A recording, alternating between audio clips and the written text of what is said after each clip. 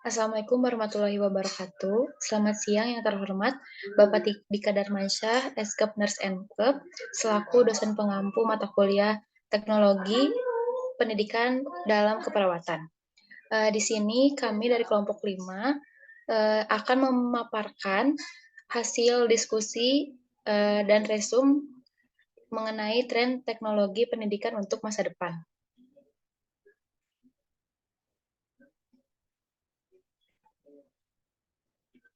Baik, adapun ada anggota kelompok. Yang pertama, saya sendiri, Aimar Sabila Andrian dengan NIM 2101855.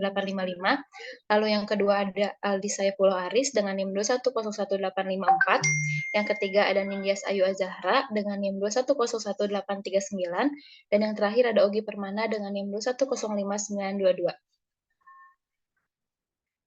Baik, untuk pembahasan pertama mengenai teknologi bagi pendidikan.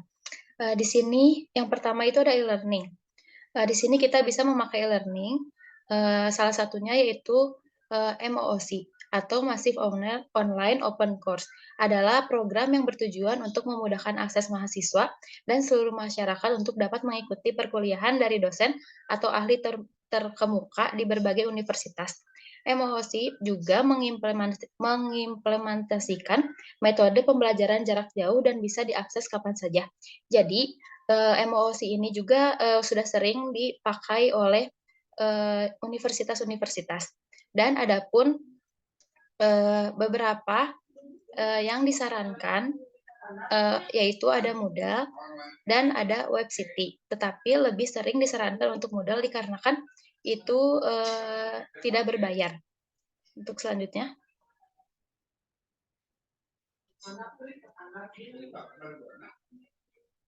Selanjutnya akan dijelaskan oleh rekan.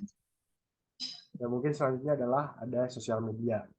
Nah, saat ini sosial media ini dapat digunakan sebagai sarana atau alat pembelajaran dengan fitur-fitur seperti pembuatan konten, diskusi, dan pertukaran informasi dapat dilakukan melalui sosial media. Gitu. Contohnya adalah membuat podcast.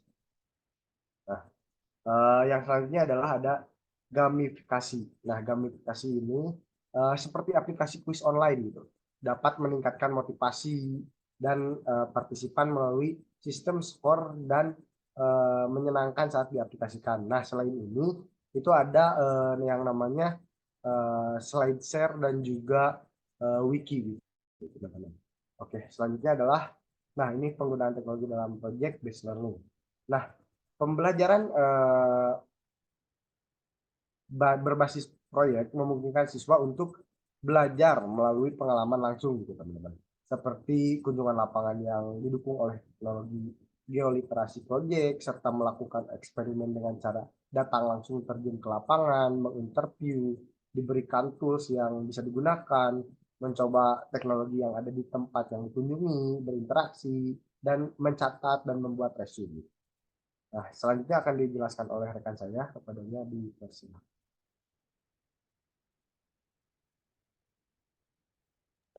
Baik, selanjutnya ada teknologi yang ditawarkan untuk pendidikan di masa yang akan datang. Yang pertama itu personalisasi pembelajaran, yang kedua keterlibatan siswa aktif, nilai tambah pengajaran di sekolah, yang ketiga self-regulation atau kemampuan untuk mengontrol diri sendiri, yang keempat fokus pada inquiry atau berpikir kritis. Selanjutnya ada teknologi emerging untuk industri 4.0. Yang pertama ada mobile technologies, yang kedua ada 3D printing, yang ketiga ada artificial intelligence, bisa membantu untuk memonitoring pengajaran terhadap mahasiswa dan siswa. Yang keempat ada virtual atau augmentasi reality, yang kelima ada big data analytics, dan keenam ada Internet of Things atau IoT. Selanjutnya.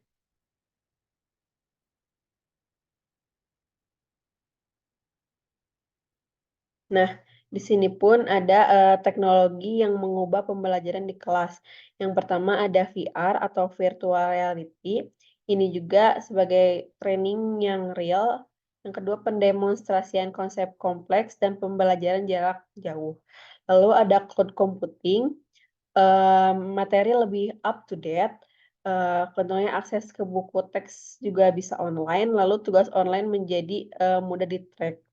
Lalu ada 3D printing yaitu, kualitasnya, 3D gitu ya.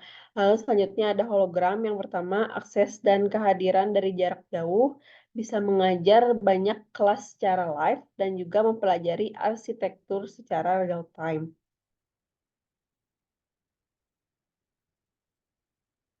Selanjutnya.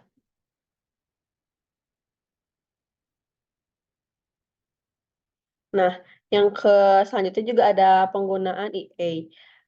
Contoh-contoh dari EA sendiri, yang pertama ada chatbot, yang kedua ada grader otomatisasi, yang ketiga ada smart content, 4 tutor guidance, hologram, artificial intelligence, otomatisasi tugas admin, personalisasi pembelajaran, yang terakhir adalah feedback lebih cepat ke guru.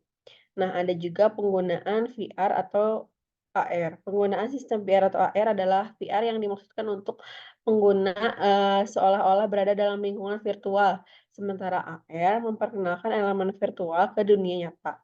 Nah, contohnya dari VR dan AR sendiri, ini ada Skill Trade Program, Music and Fine Art Education, dan STEM program. Selanjutnya, akan dijelaskan oleh teman saya. Oke, di sini ada penerapan Big Data Analistik dalam pendidikan.